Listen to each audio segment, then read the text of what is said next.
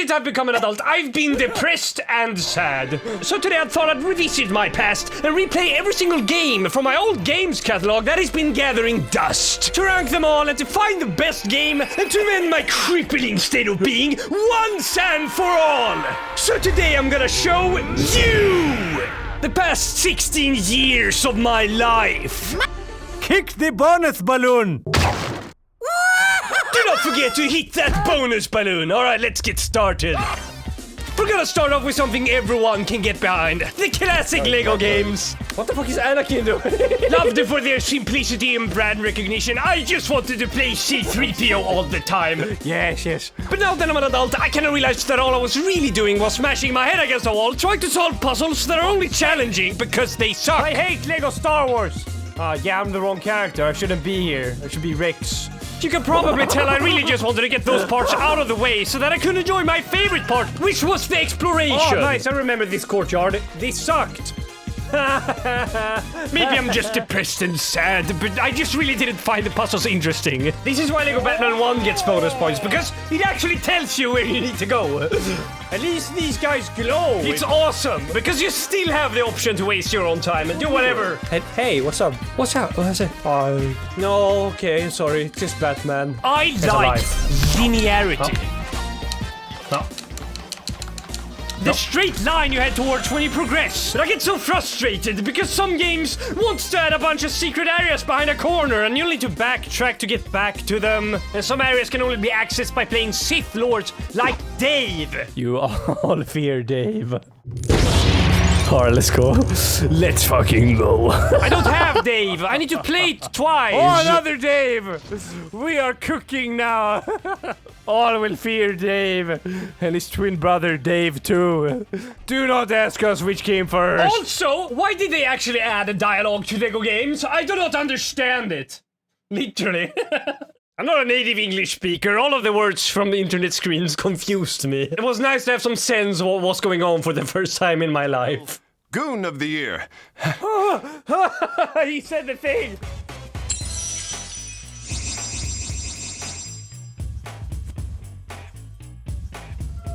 Oh, sorry, misspelled.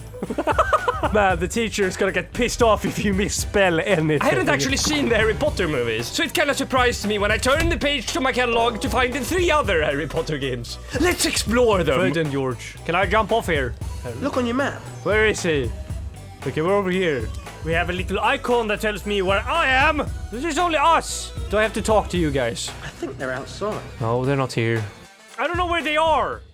I guess I'm gonna have to Not look. a lot of people know that Death Stranding is actually a spiritual successor to Harry Potter Order of the Phoenix. More artificial game timers. Because of the unmatched amount of walking you will be doing. So much wasted space. Can't wait to turn around when I realize there's nothing here. What? Oh, nice. These 4 games really sparked my interest. Let me through. And I had one question to ask. Why is every Harry Potter game Where am I going? open world? I need help. An interesting discovery I made when I explored my old catalog. Where are you guys going? Talk to me, please. All I know is Repello. And out of every title, nothing beats Order of the Phoenix on the PS3. Hey, I can't go here.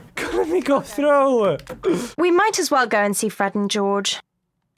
Help! Like, I can't believe they have so much gatekeeping in this school. You have to learn new spells just to get around. You're all ableist.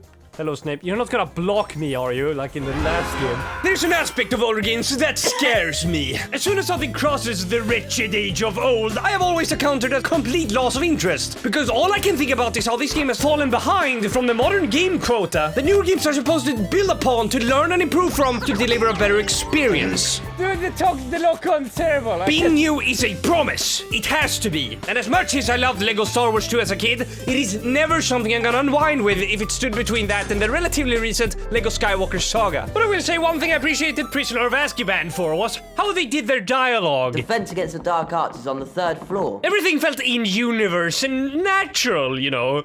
But Sly Cooper decided on a different approach. To do that, we'll have to be able to look down at them. Let me guess. Use the right analog stick? Yep. This dialogue was pretty distracting. Kinda odd. I've never seen a game be more proud of being a PlayStation exclusive before. What button am I supposed to press now, Bentley? Remember, click the L3 button. But when I thought about it for a second, I realized that this dialogue was kind of perfect because it's easy. The Sly games do not beat around the bush, and the writing reflects that because often enough the difficulty in games is really just about testing your patience more than anything else.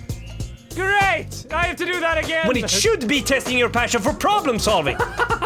Which is quite poignant, because this is a problem I hate with a passion. Anything about difficulty levels. This game doesn't have a difficulty level, it's just hard. I think games confuse confusion for challenge. I read a quote the other day that really stuck with me. Just as writing a smaller amount of text is dependent on and bound to take a longer amount of time than longer amount of text that takes a short.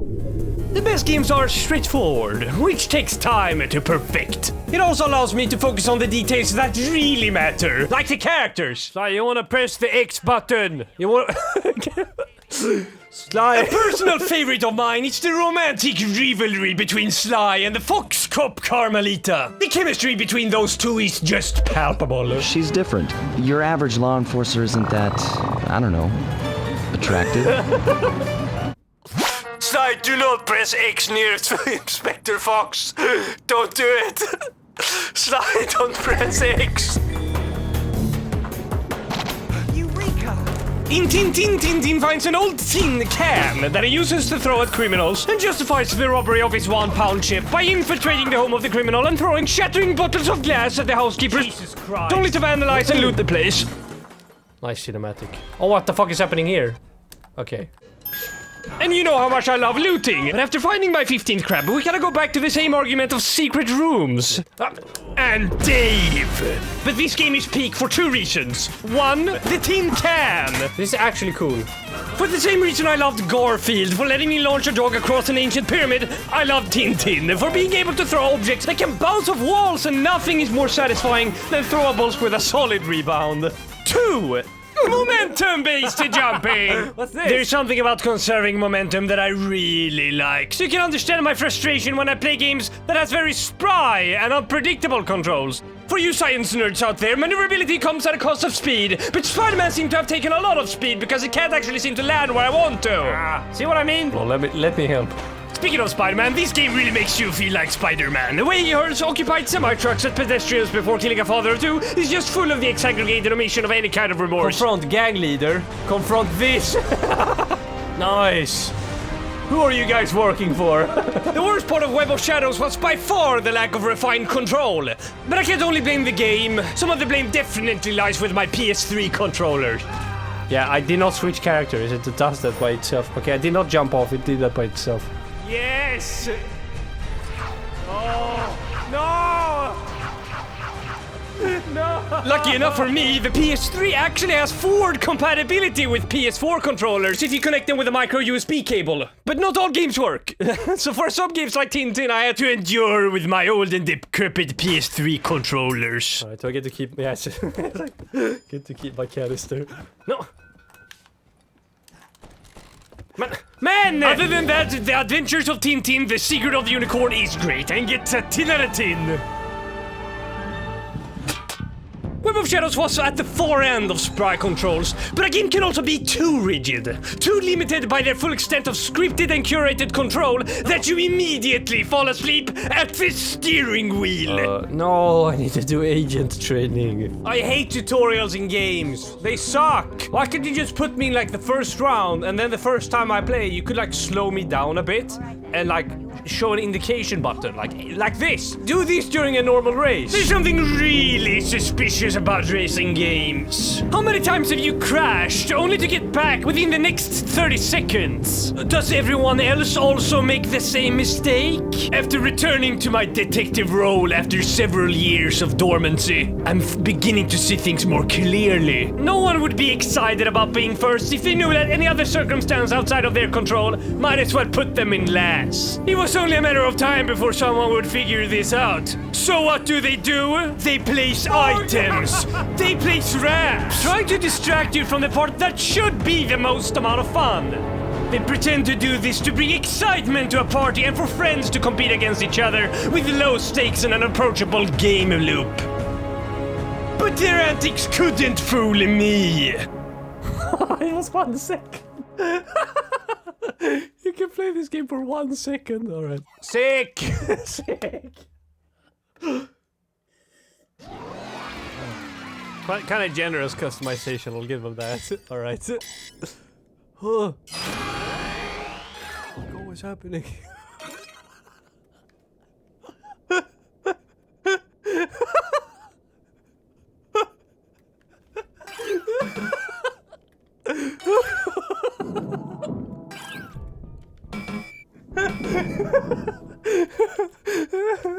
No, please, I haven't finished. Look at my score. 3rd place. Do you like? I knew that no one would believe me when I published my findings, but these racing games drove me insane. Oh, that's uncool, man. This is the most fun I've had since I don't know when. This is the most fun since I've had don't know when. I was tired of these despicable item boxes, and I needed a break. But there was one highway I'd seemingly missed. Yeah, he sabotages himself just to mess with me. Motorstorm is perfect because it's a lot more unhinged than any other racer I've ever played. And it's incredibly engaging because you're always reminded to let go of your acceleration to avoid any incoming hazards. That's worked out. And sometimes you even need to make a full stop to clear a sharp turn. It's perfect. You're also never forced to do anything. If you want to drive a bike on a congested truck path, you can. Oh, I broke someone. I drove on top of them, okay. And unexpectedly, I never thought I'd prefer replaying the same maps several times. But because they're so diverse with optimal routes and specialized terrain, you naturally learn how to optimize your pathing while adapting to the progressively less efficient vehicles. I did not do that. I did not do that. In the early game, you will be playing a bike on a map with short turns, but an hour later, you'll be playing that same map with a car known for its terrible turns. It's like an entirely different race when you have different If cars. that isn't enough, you can always use the booster, a powerful accelerator that can help you recover speed, or in extreme cases, be used to launch yourself across the finish line. I have to do it. I have to do it. I have to do it! Nothing beats that last stretch when you're bolting towards the finish line without a second to spare and land that ramp jump that has claimed your life every other lap. So if you're ever in doubt, always remember these words. If the team can, you can! Yes! 0.7 seconds! There was an unprecedented amount of freedom in Motorstorm, and that raw, uncurated smackdown was exactly what I've been looking for. Come here, referee! There we go. I'm not done with you yet. Get up! Get up! Yeah! Not too exciting. Hey, the referee's back! Anyways. Huh? I found it difficult to summarize my experience with games like Surf's Up, but I think it all comes down to is that they feel way too arcadey. I got this feeling during the first level. Everything Surf's Up has was delivered throughout the course of a couple of minutes, and the intrigue is dependent on where and when everything will happen. Bro, this chicken wing is all bone, no meat. What's I'm gonna make that? Oh, come on, no, I don't.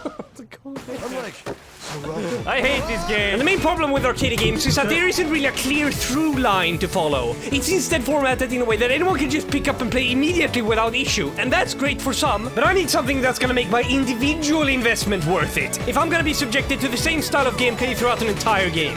Also, I do not like score systems. The score is nothing but a substitute for tangible mechanics like the tin can. Collect some coins. And the coins have a purpose. You unlock more guns from them. Like when you play Super Mario Bros. And collect coins, what do they do really? Like, what do they actually do? Why should I turn back for a coin when I don't need to? This game, you can collect coins, you can unlock guns. Ugh. Oh my god! I was impressed by Bolt because of how absurdly powerful I felt fighting as a hovering dog. Okay, I don't have any more power. I need to go back to doing this.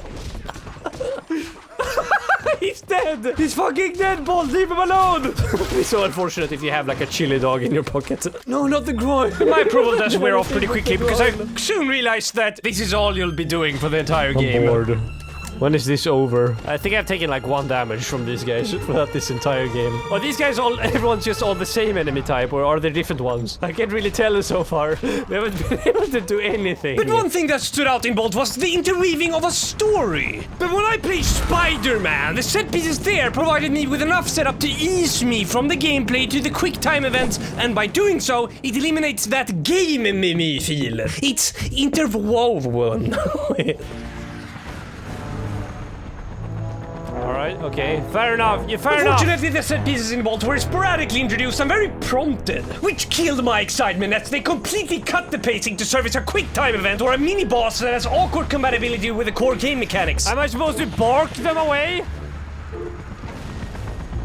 Yeah, okay. I also got bored pretty quickly of the penny sections, so Alright. they weren't as captivating as a flying dog. Gasp. How do I use it in mine? Okay. Oh. Yeah, nice. Right up into his groin. That's the weak spot. 3 of 9 power upgrade. I don't know what my power upgrade is. Like I have one-shot abilities. Like I don't need power. Ah, this is skating. Skate 3 has no sauce. Let me explain. When I play Spider-Man Web of Shadows, I don't do it because the web swinging is great. I do it because the web swinging allows me to interact with other systems, which made the game more dynamic. Bam! No, that is Jimmy! Oh, his kid is turn 2.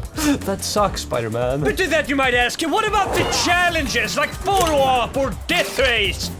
But the challenges are only more of the skating you'll already be doing, and I couldn't bring myself to care about it, no matter how much I loved this game as a kid.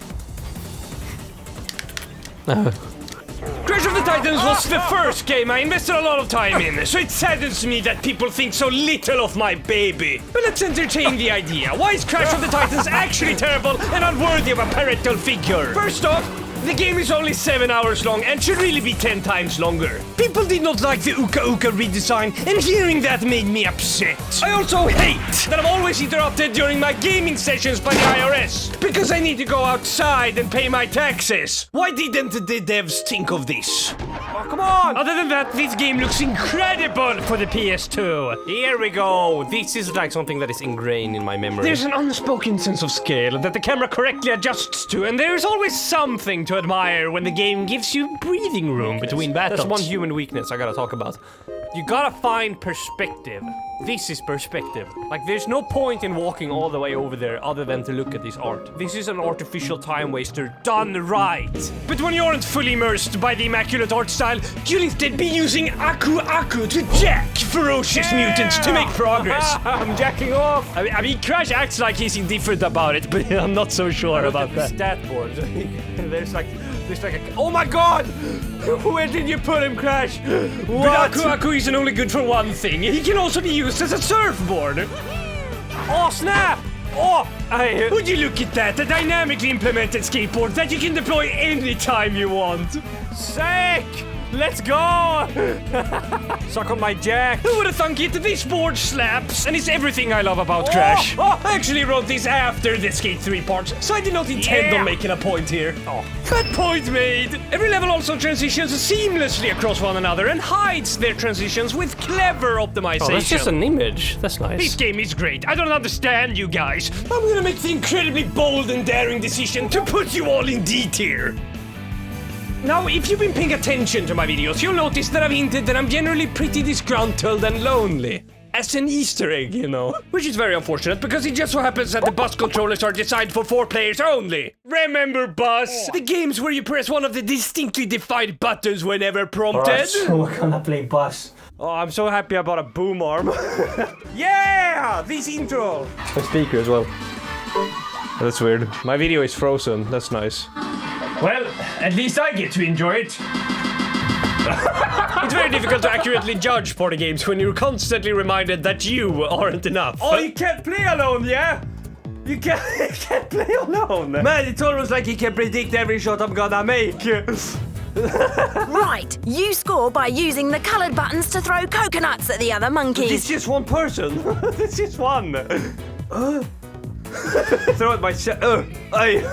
What's the point? Oh my god, we're gonna gamble. Oh, this took a dark turn. Aye! All or nothing, all my life savings for yes! Who's gonna get it? I don't know. Aye! What the fuck? When is it over? I'll spare you most of the details of the other games. All you need to know is that they actually have CPU players if you're playing alone. But come on, I literally spammed No it! chairs left for you, Yellow. Shut up! Shut up! They were pretty difficult. Green! What? It is green! Keep going, Yellow. You'll get it. Yes, I will. Thank you. No! I can't believe I'm losing this! I don't recommend doing this to a real mummy. Leave that to your father. Wait, what? Moving on to SingStar, Abba. You'll also notice I used the era-appropriate SingStar microphones for this one. I would have showed you my singing, but I don't think I'm legally allowed to. So I lay my head. I don't know the lyrics. I don't know these songs. Well, now that's out of the way, let's move on. I thought I was done with party games when I turned the page to reveal Ratchet & Clank All for One. Right, I remember I was psyched about this game. But the problem was that no one wanted to play it with me. It was only me. But this game is different from the average Ratchet & Clank game, and upon closer inspection was just disguised as yet another party game, best played with 2 to 4 people.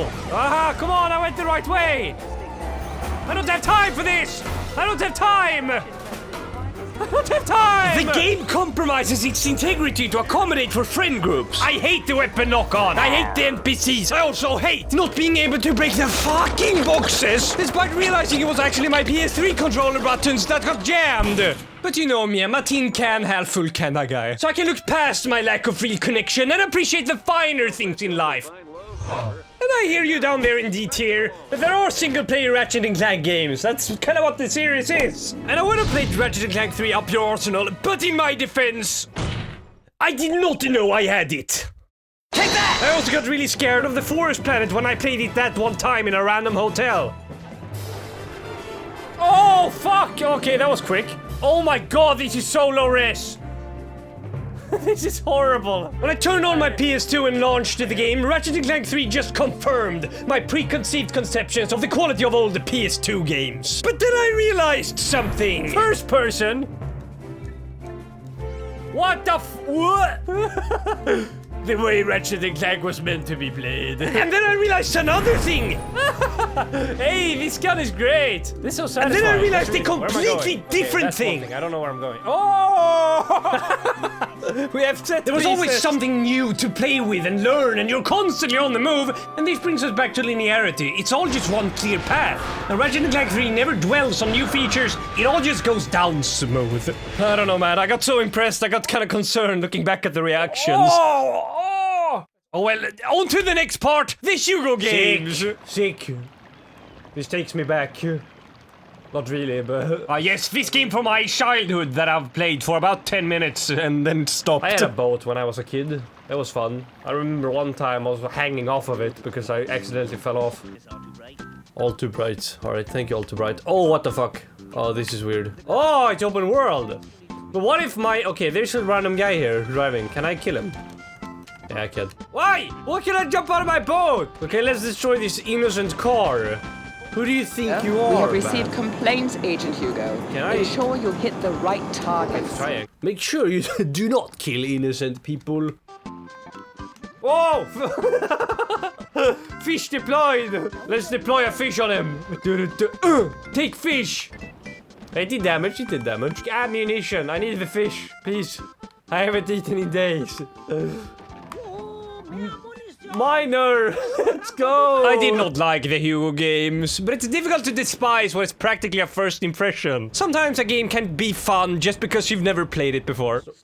Stop by Felix later at once! That's an oxymoron! You can't do it later now. Where am I? But there are games that get better the more you play it, and one game in my catalog became the amalgamation of everything we've talked about today. It has momentum, it has dynamics, but most importantly, it has the tin can. And it's always new, thanks to the community. The community servers always served the best of what LittleBigPlanet 2 had to offer. And even if you couldn't find what you were looking for, you could always search for Jeff Survival and something good would come up. Whenever I got scared of the search page, I could always just revisit my collected classics that I had saved throughout the years. It also encouraged cooperative play, and even if you only played alone, LittleBigPlanet would match you with others who played the same community levels. So you never truly felt alone. I remember playing Shark Survival like it was yesterday, and in a world of companies trying to exploit this feeling with FOMO and gacha, LittleBigPlanet 2 was the only game that genuinely made me feel at home. Finally concluding my search, in this critic's opinion, I have no choice but to put LittleBigPlanet 2 in S tier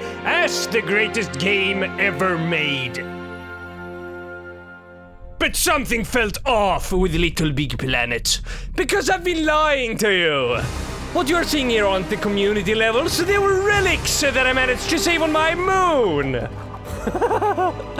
What's the point of this? Oh, nice!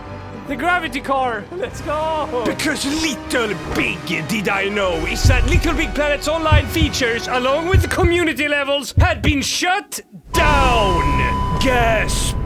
Sharks, whales, tsunamis, bombs, trains, jets! All of the survivals were gone! I managed to capture my live reaction when I realized my entire childhood had been patched out of the game. Oh, it's shut down. It's completely shut down. You can't play online anymore.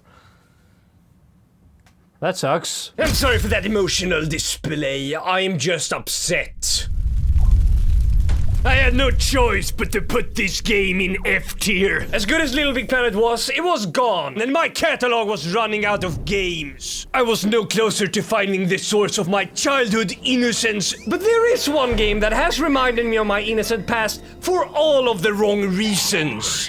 Because there's one game out there that is literally the worst game I've ever played. That eerie sound. The teddy bears. Oh, it did take me back, all right. Because no game haunts me like James Pond. Lives. Okay, I died. No! The narrow sections that requires precise movement to get past. The camera view which can't reach places you need to drop down to. So every jump is a gamble. Why am I collecting so much alcohol?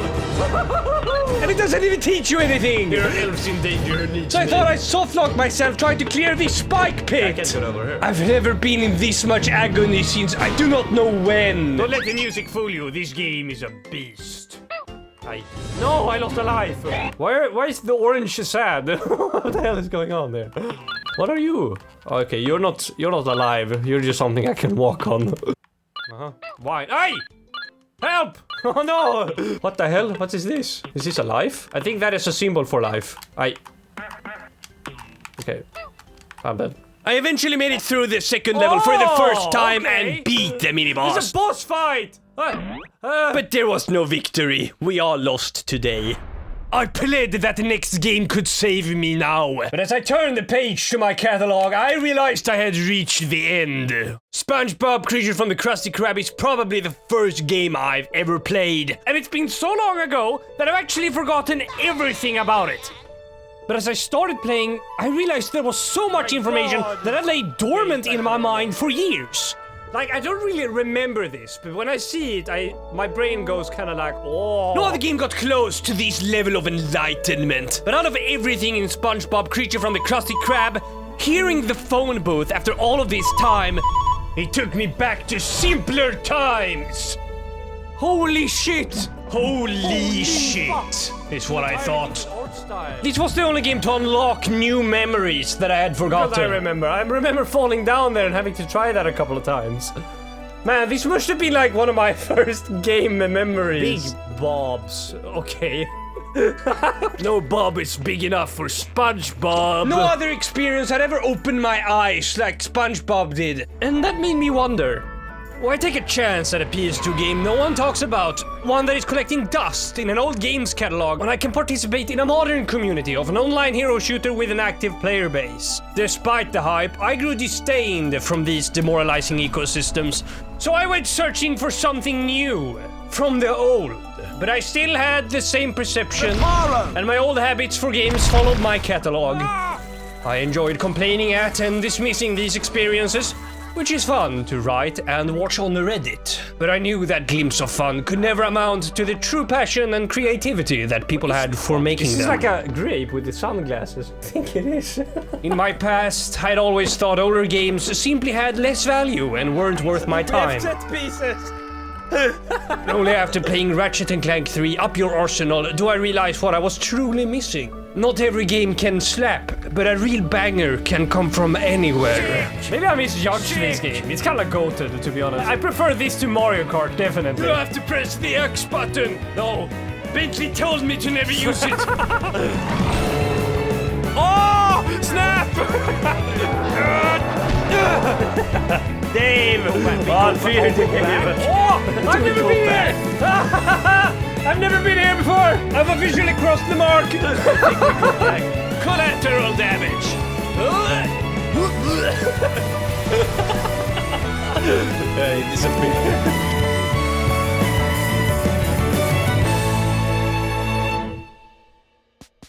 Guess what? We're not done yet. I tried to fit everything, but it became too convoluted. Trying to make a video like this is like trying to solve a noisy jigsaw puzzle with 2 extra boards that got mixed up. I'm tired. So we're gonna do a lightning round. Mario Power Tennis, B tier! For being the only game that I've been legally allowed to play past my bedtime. GeForce had some great immersion. They had cutscenes that they play in the middle of gameplay section. Like, look how terrifying this is. That's awesome, man. Also, the level design was good. B tier. I hate Sonic Heroes! Shit. Looks like we can use that cannon to go up. Shut up, shit. C tier. Sonic Rider Zero Gravity is unfortunately just another racing game. But I did like the sound design. That was pretty cool. Super Smash Bros. Brawl might be good, I don't like this game, man. but playing with Wii controllers certainly isn't. This is so unconventional. You can see me. Yeah, Subway Surfers. Monsters vs. Aliens was stretched too thin. I really enjoyed Susan's set pieces, but I think the game would have been a lot better if they fleshed out one style of gameplay instead of making 3 distinctly different ones. And last and certainly least, Madagascar 2. No effect. This game would have gotten E tier if it wasn't for that friend we all have who only insisted upon playing the mini-golf mini-game. Such a long time just to get one. And I hate mini-golf! Thanks for watching! Wait, what? You went here? Okay, what? Alright, new area. 2nd floor. What the fuck is this? What's this? Shut up. Yeah, you tell that carpet. Okay, I can go here. There they are. Oh my god!